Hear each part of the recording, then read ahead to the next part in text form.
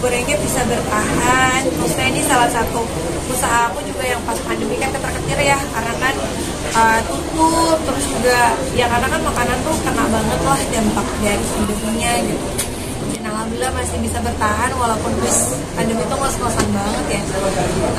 Dan alhamdulillah bisa ngelewatin itu. Ya alhamdulillah udah jalan Allah sih, udah ditolong banget sama Allah. Kemarin gimana sih Kak mempertahankan bisnisnya di tengah pandemi juga? Boleh? Abang mau gabung? Mas Kim, akhirnya bukan jadi ini grand opening pindah lokasi juga ya? Kenapa? Iya pindah lokasi, karena di sana kan udah 5 tahun, jadi kita pengen suasananya yang beda juga, cari tempat baru juga, tapi masih dekat sih sama tempat yang lama gitu.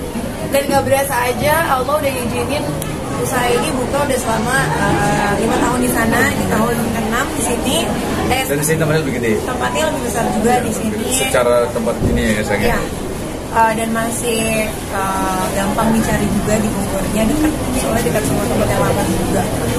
Ya alhamdulillah lah masih Allah kasih izinkan setelah pasang surut di pandemi ya, karena kan pandemi ya makanan tuh kena dampaknya masya Allah parah banget gitu waktu itu ya, untuk awal-awal ya.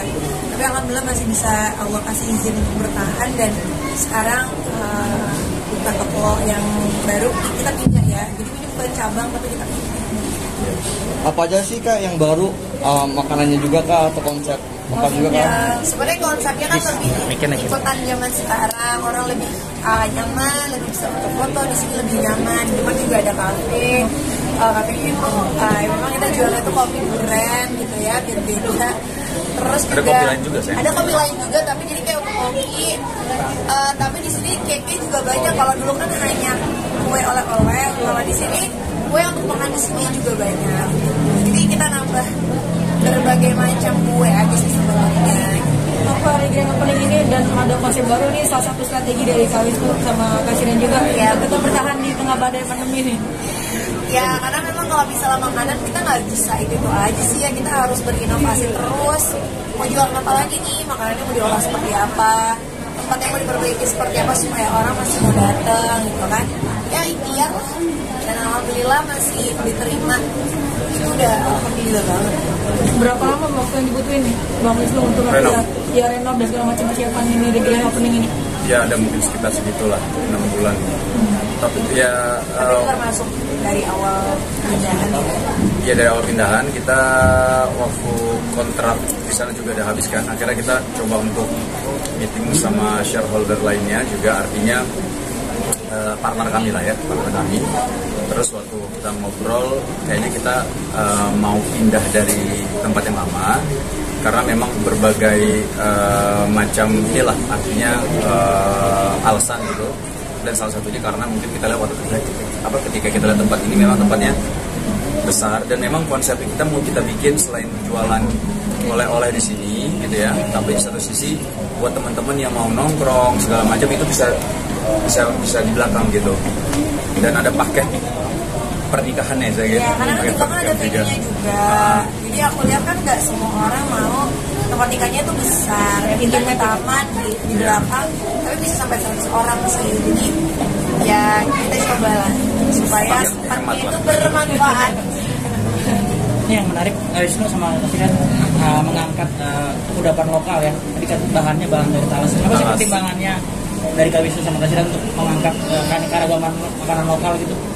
Ya karena apa ya, kan kita ada di kota ini gitu ya, kota ini terkenal dengan Bogor tuh terkenal dengan talas, jadi kita harus angkat dong talas itu supaya anak-anak yang sampai sekarang itu tahu gitu loh, oh talas itu ternyata enak ya diolah seperti ini, enak diolah seperti ini, enak, nggak cuman talas aja gitu ya, tapi diolah tuh enak banget, talas kan enak gitu kan, jadi diolah apa aja tuh enak, jadi enak.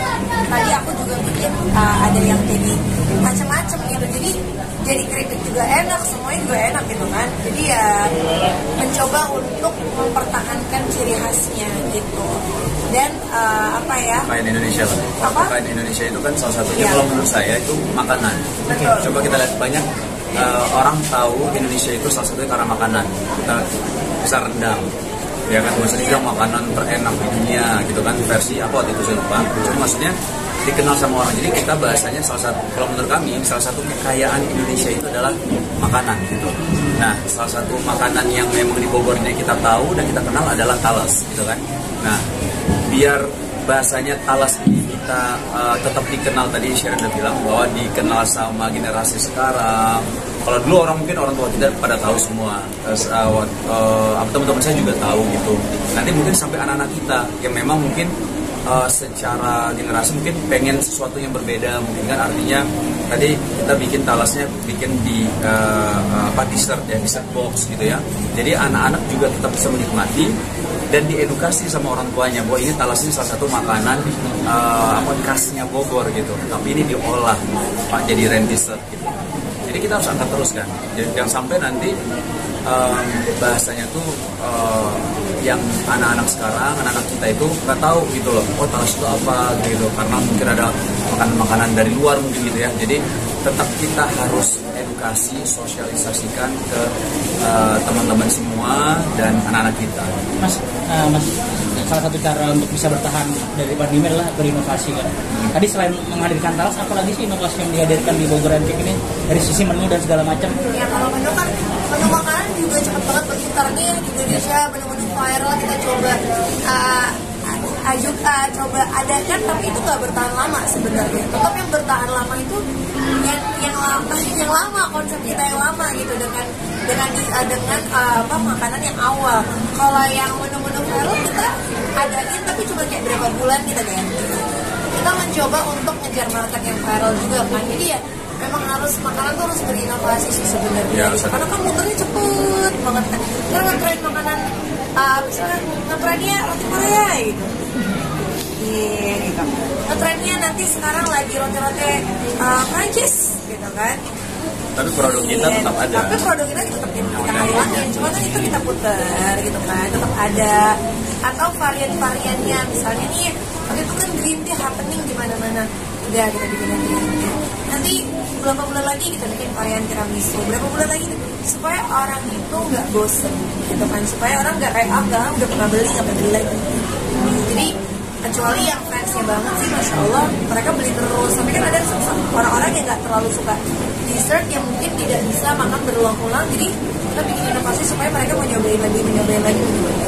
Sama kolaborasi mungkin ya, salah satunya ya, di antara mungkin hadapi masa pandemi, sama kayak di Malang juga, saya juga berkolaborasi dengan banyak pihak gitu, dan di sini juga artinya kita juga tetap mensupport produk-produk lokal Bogor ya, bahasanya kalau mau produk-produk lokal Bogor bisa beli di Bogor Cake juga. Terus selain itu juga kita membuka juga kerjasama dengan siapapun, artinya kayak misalnya kita ada rencana kerjasama dengan salah satu restoran di Bogor gitu, artinya kita buka juga di situ, artinya kita bisa mudah-mudahan artinya ada sinergi yang saling benefit satu sama lain.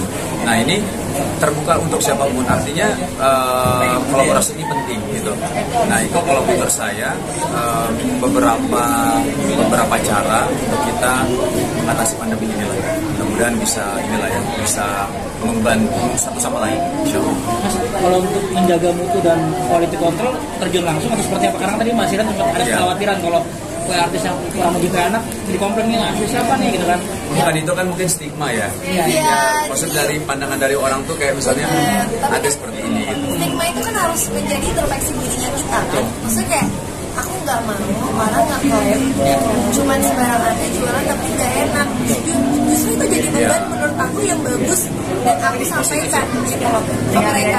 Kita nggak boleh tutup kuping, kita harus buka kuping, tapi kita juga bukan baper, tapi kita harus introspeksi diri nih, apa nih kurangnya.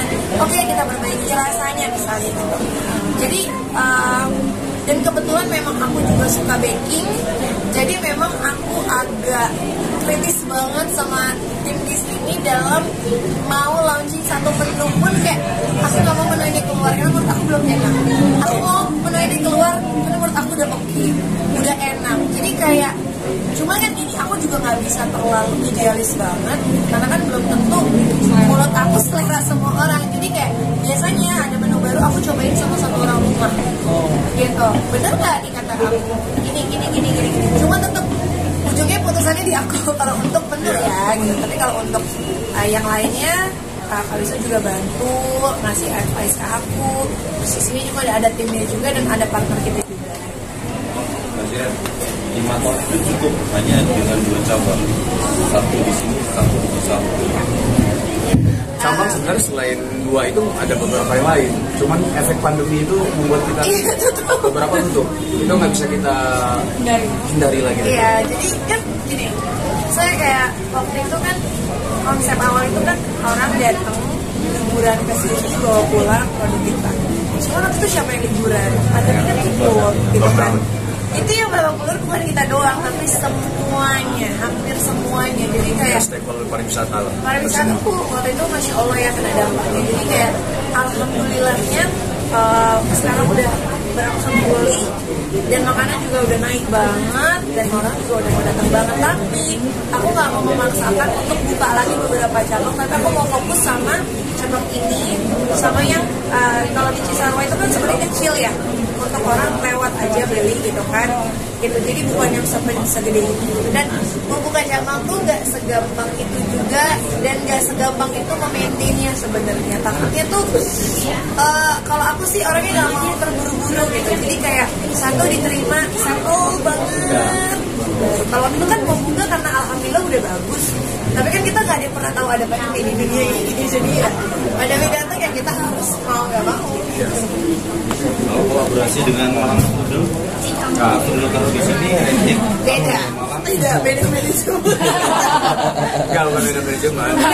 Beda. Jadi supaya orang. Bisnis modelnya. Ya, jadi biar maksud kamu gini, banyak sebenarnya nawarin. Kenapa sih Rengga nggak buka di Jakarta? Kenapa sih Rengga nggak buka di Malang contohnya? Atau di mana? Atau kan bisa kan nebeng sama tokonya suami. Masih Pak ya? Cuman aku pikir gini, namanya kan Bogor ya. Ya kalian harus datang ke Bogor untuk dapat yang bengkel. Namanya Malang Strodel, harus datang ke Malang untuk dapat. Kecuali ada event-event yang kita datangin di beberapa kota, tapi kan itu kayak special event aja. Tapi banyak banget yang nawarin Bogor yang bukan Jakarta dan aku selalu ngomong. Jadi kayak udah lo datang ke Bogor, atau lo nitip siapapun yang lagi datang. Konsepnya memang oleh-oleh konsepnya. Mas, tapi dengan kondisi pandemi yang memberikan dampak terhadap industri terutama makanan, kedepannya potensinya setelah dari pandemi ke endemi seperti apa? Nah kalau misalnya dibilang dampak pandemi, waktu itu kan pernah ngobrol sama Pak Sandiaga Uno ya, waktu itu kita kan diundang podcastnya beliau, saya sama Shiren, dan beliau menyampaikan data yang ada bahwa dulu prediksinya ini industri pariwisata itu adalah industri yang paling lama recovery. Nah tapi kan kita berharap jangan sampai seperti itu, dan alhamdulillah ketika akhirnya lockdown sudah enggak, kita bisa jalan-jalan dengan prokes ya gitu ya, prokes yang ketat. Alhamdulillah itu kan lonjakannya luar biasa banget. Kita lihat dari Ramadan kemarin, dari data yang ada itu penjualan aja untuk musim fashion aja itu luar biasa besarnya. Karena apa? Karena kan diperbolehkan mudik kan. Nah ketika diperbolehkan mudik, orang kan otomatis pengen beli baju, ini itu segala macam. Dan salah satu beli oleh-oleh, dan itu lonjakannya sangat luar biasa. Nah ini ya kita bersyukur pastinya. Nah kalau dibilang setelah pandemi, biasanya kan memang kalau menurut kami ya, kalau kita lihat data yang ada juga ya, itu secara penjualan juga meningkat jauh pesat. Terus orang-orang yang dulu mungkin kayak misalnya nggak pernah liburan jadi liburan, hotel penuh, rata-rata penuh semua. Nah itu dari indikator-indikator ini aja kita bisa lihat bahwa semuanya pasti akan kena dampaknya, dampak secara positif ya. Maksudnya ketika hotel penuh, otomatis berarti wisatawan banyak tuh yang berlibur. Nah pulang, budayanya kita itu beli oleh-oleh. Nah itu nanti akan berdampak yang beli oleh-oleh, berdampak kepada mereka lah ya, stakeholder pariwisata kayak hotel, restoran, kafe, terus theme park, tempat-tempat wisata dan park kayak misalnya kalau di Malang itu Jatim Park 1, Jatim Park 2, Museum Angkut. Di sini juga banyak di Bogor itu ya. Jadi makanya kita berdoa dan berharap mudah-mudahan pandemi seperti tahun 2019 ya pertama ya 2020 kan 2020 mudah-mudahan jangan sampai terjadi lagi, karena dampak kepada semua pelaku, bukan hanya pariwisata, tapi pelaku industri apapun itu kena dampaknya. Maksudnya karyawan Karena juga kena dampak, banyak lah, banyak. Jadi ya kita berdoa dan kita terus prokes juga teman-teman semua, artinya untuk menjaga semuanya insya Allah. Masih optimis Mas ya? Optimis setelah Optimis harus. akhir tahun ada di Jakarta atau Jakarta Surabaya hot cake saya lihat. Ada buka cabang Jakarta Surabaya lagi ya? Kalau Jakarta nggak buka. Cuma kalau ada event-event. sejak pandemi itu memang kita salah satu alhamdulillah lokasi jalan bertahannya itu karena kita jualan online. Ya, jualan online. Jadi satu Indonesia tuh bisa beli waktu itu kan, tapi memang menu tertentu aja yang memang bisa bertahan di pengiriman gitu, dan itu ngebantu banget, masya Allah, alhamdulillah. Karena tadi itu benar-benar kayak, ya maksudnya mungkin yang nonton itu yang pelaku usaha juga yang, oh ternyata artis kena juga ya, iya semuanya kena, tenang aja gitu, kita akan bangkit bareng-bareng insya Allah. Itu benar-benar kayak sampai kayaknya karena tuh nggak lama pandemi awal, habis itu Ramadan kan, itu kan kita harus ngeluarin THR segala macam kan, itu benar-benar kayak itu muter otaknya sampai ya udah pakai uang pribadi aja gitu, maksudnya banyak yang hal dipikirkan lah gitu. Jadi alhamdulillah sekarang sih udah masya Allah banget. Jadi alhamdulillah hikmah pandeminya kita tahu jualan online seperti apa besarnya. Mbak Shiren, Mas Wisnu, salah satu strategi bertahan tidak hanya di tengah pandemi, tapi ketika banyak teman-teman artis kemudian pada terkapar bahkan tidak melanjutkan bisnis kue, tapi bisnis goreng cake ini itu tetap jalan terus. Sebenarnya kuncinya apa? Selain fokus tadi, Shiren kan nggak mau buka cabang di tempat, tidak mau buka cabang di tempat lain, meninggalkan dunia sinetron barangkali itu jadi pertimbangan. Ada hal ini. Kalau menurut kami ya, bisa jadi salah juga ini dari sudut pandang kami lihatnya memang ketika kita bisnis oleh-oleh bukan hanya bisnis menjual oleh-oleh saja, tapi ada hal-hal lain yang kita perhatikan. Ketika dalam satu bisnis itu kan ada beberapa divisi kan, jadi ada marketing, finance, terus operasional. Nah, jadi ini harus kita perhatikan semua. Operasional itu kan nggak semudah yang kita kira. Mungkin ketika kita bikin satu satu brand gitu ya, ada mungkin ada satu hal yang membantu kami. Artinya kita karena kita dulu yang main sinetron di dunia entertainment, jadi ketika bikin satu brand mungkin dulu kalau secara kita membumingkan di opening itu alhamdulillah lumayan Allah bantu gitu loh. Maksudnya alhamdulillah Allah bantu untuk kita bikin satu brand gitu. Nah, tapi ketika makin banyak orang bikin, memang orang mungkin melihatnya jadi hal yang biasa gitu. Oh semuanya bikin, bahkan sampai ada yang orang beranggapan bahwa di belakangnya sama semua nih, padahal nggak sama semua gitu. Ada beberapa yang punya brand mereka sendiri gitu. Cuman masalahnya memang soal operasional kita harus pikirkan, soal produksi juga kita harus pikirkan. Dari produksi aja, kayak produksi Shiren, R&D ini kan hal yang sangat penting. Kayak Shiren bilang, inovasi produk itu kan berarti dari R&D ini harus benar-benar kuat gitu loh. Terus operation ini bukan hal yang gampang juga gitu. Jika mungkin secara marketing kita bisa mendatangkan orang-orang untuk datang ke toko kita, tapi secara operation kita nggak siap, wah itu bisa kacau balau gitu. Jadi banyak hal sebenarnya yang harus diperhatikan ketika bikin satu usaha kan gitu kan. Nah, alhamdulillahnya kami, bukan hanya kami, saya sama Shiren, tapi ada partner kami juga. Artinya kita bisa membagi tugas lah. Artinya kami di ranah apa, saya di ranah apa, Shiren di ranah apa, partner kami di ranah apa, sehingga kita bisa bisa sinergi satu sama lain, sehingga alhamdulillah atas izin Allah, tentunya atas pertolongan Allah, sampai sekarang ini bisa jalan terus usahanya gitu. Tapi kalau untuk bisnis F&B setahu kami ya, F&B ataupun oleh-oleh, salah satu yang harus kita perhatikan adalah produk. Simpelnya, kalau produk enak, itu insya Allah jadi marketing yang hebat sebenarnya. Artinya kalau kita mau melakukan marketing sehebat apapun, tapi produknya biasa aja, susah orang balik lagi. Tapi kalau misal produknya enak, marketingnya nggak begitu kencang, insya Allah orang akan balik lagi walaupun butuh waktu gitu loh. Nah jadi mungkin kalau untuk orang ketika bikin produk oleh-oleh kah, kue kah, atau makanan kah, yang harus diperhatikan salah satunya adalah produknya. Karena produk yang enak itu adalah marketing yang hebat kalau menurut saya gitu. Jadi insya Allah orang akan balik lagi dengan sendirinya karena produknya memang dikangeni. Terima kasih. Oke.